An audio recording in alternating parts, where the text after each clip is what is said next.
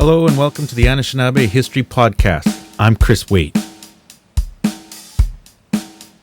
I'm going to read something. It's not something I wrote, but it's something that has affected a lot of people for a long period of time and has helped create the wealth of Canada, and yet, when I went to school, was not mentioned at all. What I'm talking about is the Robinson-Superior Treaty of 1850.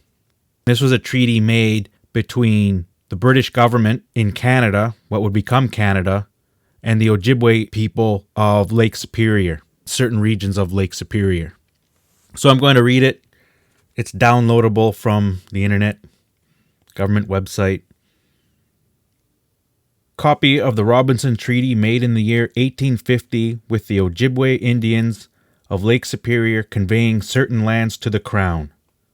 This agreement made and entered into on the 7th day of September in the year of our Lord 1850 at Sault Ste. Marie in the province of Canada between the Honourable William Benjamin Robinson on the one part on behalf of Her Majesty the Queen and Joseph Podeshat, John Iunwe, Mishimakwa, Totomensi, chiefs, and Jacob Warpala, A Muchiwagabo, Michael Shelagizik, Manitashaints, and Shiganants, principal men of the Ojibwe Indians inhabiting the northern shore of Lake Superior in the said province of Canada, from Batchewana Bay to Pigeon River at the western extremity of said lake, and inland throughout that extent to the height of land which separates the territory covered by the charter of the Honourable the Hudson's Bay Company from the said tract, and also the islands in the said lake within the boundaries of the British possessions therein of the other part, witnesseth, that for and in consideration of the sum of 2,000 pounds of good and lawful money of Upper Canada, to them in hand paid, and for the further perpetual annuity of 500 pounds, the same to be paid and delivered to the said chiefs and their tribes at a convenient season of each summer, not later than the 1st day of August, at the Honourable the Hudson's Bay Company's posts of Michipicoten and Fort William.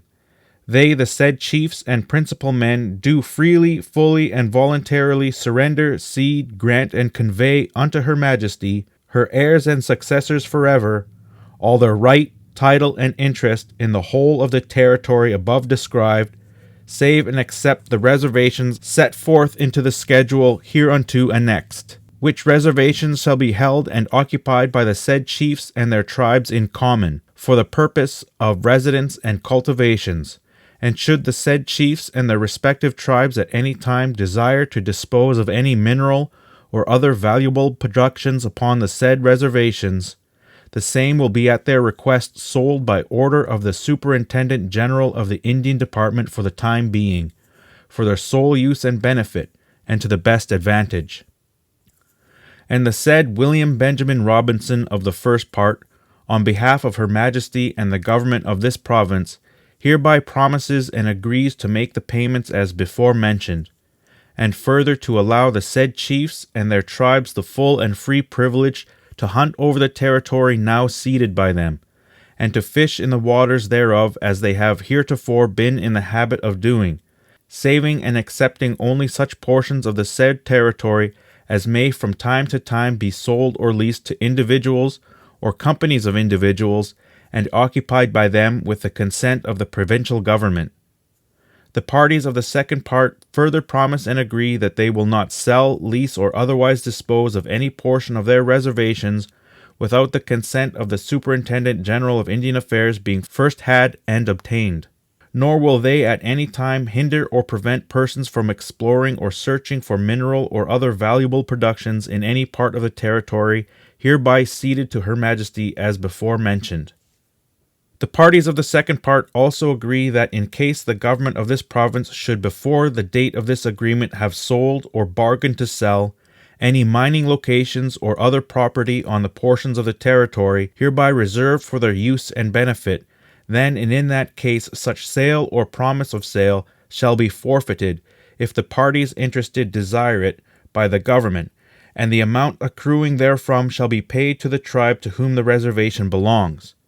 the said William Benjamin Robinson, on behalf of Her Majesty, who desires to deal liberally and justly with all her subjects, further promises and agrees that in case the territory hereby ceded by the parties of the second part shall at any future period produce an amount which will enable the government of this province without incurring loss to increase the annuity hereby secured to them, then and in that case the same shall be augmented from time to time, provided that the amount paid to each individual shall not exceed the sum of £1 provincial currency in any 1 year, or such further sum as Her Majesty may be graciously pleased to order, and provided further that the number of Indians entitled to the benefit of this treaty shall amount to 2/3 of their present numbers, which is 1,240, to entitle them to claim the full benefit thereof, and should their numbers at any future period not amount to 2/3 of 1,240,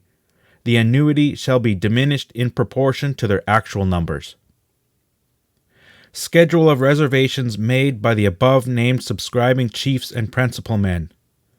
First, Joseph Podeshat and his tribe, the reserve to commence about 2 miles from Fort William, inland, on the right bank of the river Kaministiquia, thence westerly 6 miles, parallel to the shores of the lake, thence northerly 5 miles, thence easterly to the right bank of the said river, so as not to interfere with any acquired rights of the Honorable Hudson's Bay Company. Second, 4 miles square at Gros Cap, being a valley near the Honorable Hudson's Bay Company's post of Michipicoten, for Totomene and tribe. Third, 4 miles square on Gull River, near Lake Nipigon, on both sides of said river, for the chief Michimakwa and tribe. Signed, sealed, and delivered at Sault Ste. Marie, the day and year first above, in presence of George Ironside, Superintendent, Indian Affairs. Arthur P. Cooper, Captain, Command Rifle Brigade. H. M. Balfour, 2nd Lieutenant, Rifle Brigade. John Swanson, Chief Factor, Honorable Hudson's Bay Company.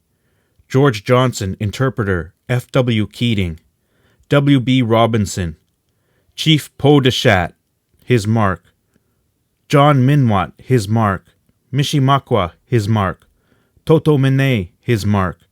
Jacob Wapala, his mark. A. Machiwagabo, his mark. Michael Shalagizik, his mark. Manitou Shenanse, his mark. Shigananse, his mark. That's all the treaty says. And this is the treaty that has been used to create Canada and to help create Indian reservations and the wealth inequality between mainstream Canadian culture and Native people for the last 170 years.